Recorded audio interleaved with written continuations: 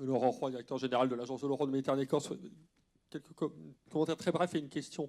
Les commentaires très brefs, c'était sur ce qui s'était dit au début sur la qualité de l'eau. Pour signaler quand même qu'en matière de qualité de l'eau, effectivement, 50 ans, on a fait de très gros progrès et que donc les stratégies qu'on doit bâtir maintenant ne sont pas les stratégies qu'on devait bâtir il y a 50 ans. On a réduit d'un facteur 10 à 20 les teneurs en phosphore et en ammoniac dans les rivières. On a réduit par un facteur 6 les teneurs en pollution métallique, en métaux dans les rivières. Donc c'est plus pareil. Donc ça, parce qu'on a eu une action efficace. Donc maintenant, le but, c'est plutôt de se concentrer sur ce sur quoi on n'a pas réussi.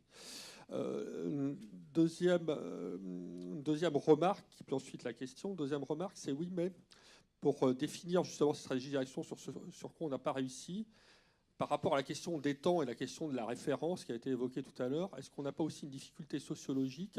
On a organisé un colloque sur le fleuve Rhône au mois d'octobre dernier, un certain nombre de ceux qui sont dans la salle y étaient d'ailleurs. On avait fait intervenir un sociologue qui avait fait la remarque pour les populations, l'état de nature souhaitable, c'est l'état de nature de quand ils étaient enfants. Donc la référence de chacun est très mouvante. C'est une référence individuelle. Voilà, la nature souhaitable, c'est celle que j'ai connue quand moi j'étais gamin et que je courais dans les champs, quoi. Et donc l'état de nature souhaitable ramené à la rivière, c'est une rivière aménagée, parce qu'effectivement, quand on était enfant, tous ceux qui sont là, les rivières étaient aménagées, sûrement. Est-ce que par rapport à ça, on ne se retrouve pas là dans une obligation de situation de rupture, parce que ça change fondamentalement, le changement climatique, par rapport à des références collectives qui, elles, sont conservatrices? Comment on fait pour construire par rapport à ça? Et un troisième, et enfin, bout de cette question-là, j'ai bien entendu la séquence objectif, diagnostic, objectif, suivi, très cartésienne, je dirais presque trop cartésienne. Parce que par rapport à l'état d'incertitude qu'on évoquait dans le cadre du changement climatique, est-ce que la réponse, c'est pas plutôt adaptation, fonctionnalité, résilience que diagnostic, objectif, suivi, quoi? C'est-à-dire qu'en fait, on ne sait pas bien ce qui va se passer quand même. On ne sait pas bien ce qui va se passer, mais par rapport à ce qu'on ne sait pas bien ce qui va se passer, le but, c'est plutôt de recréer des systèmes fonctionnels qui soient capables de s'adapter, quitte à ce qu'on ait des surprises sur la manière dont ils s'adaptent, donc à être résilient, plutôt que d'avoir prévu une trajectoire qui a de fortes chances de ne pas se produire. Oui, juste...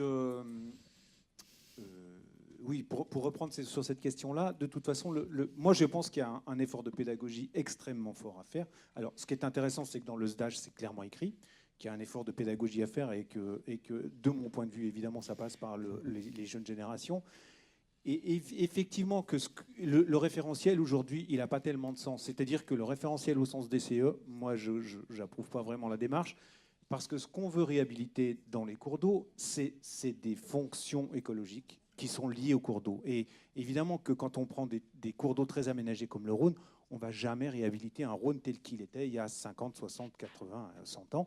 Mais on va vouloir réhabiliter des fonctions. Et donc, la question, elle est autour de comment est-ce qu'on explique ce que c'est que les fonctions qui sont liées aux cours d'eau et quel choix on fait par rapport aux fonctions qu'on souhaite réhabiliter et la manière dont on va le faire dans le cadre du changement climatique. Donc pour moi, tout ça, c'est très cohérent, mais ça passe vraiment par une question de pédagogie et d'éducation autour de ces questions-là qui sont complètement différentes de la manière dont on pouvait voir la gestion environnementale il y a 25 ou 30 ans. Et par rapport aux polluants, vous parliez des mesures, mais on n'a quand même pas résolu ce problème des micropolluants et de l'impact de ces micropolluants qui transitent et qui reste quand même une question clé pour l'avenir. Très bien. Alors, merci.